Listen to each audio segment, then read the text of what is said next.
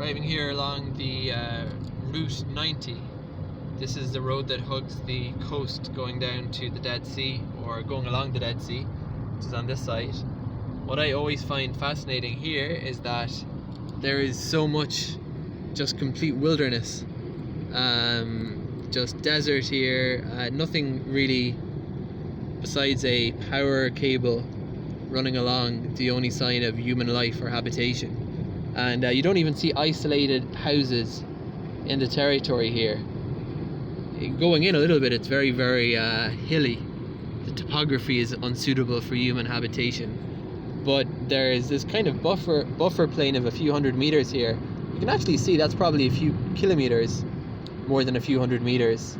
And there are occasional moshavim and kibbutzim, but there's really nothing in the way of development out in this part. And what's fascinating to me is that Jerusalem is so overdeveloped. In general, Israel is so overdeveloped. The population density here is among the highest in the world per square kilometer, and yet you just come out a little bit from the cities and come out into this kind of landscape, and suddenly there's absolutely nothing as far as the eye can see.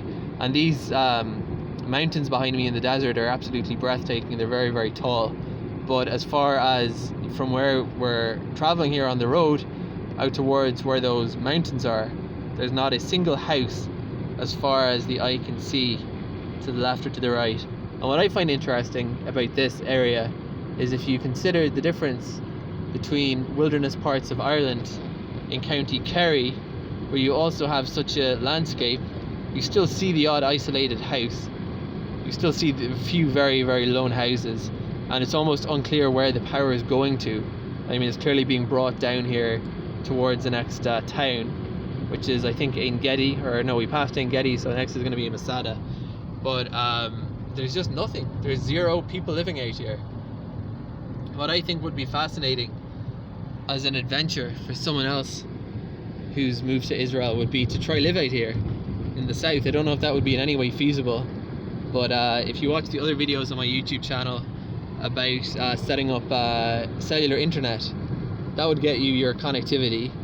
I'm not sure. I presume if there's power coming out here, you could connect to the national grid, or generate solar power, because it's so there's just so much sun here year round. Then I guess you're left with water and heating. Well, I guess just water is your other need.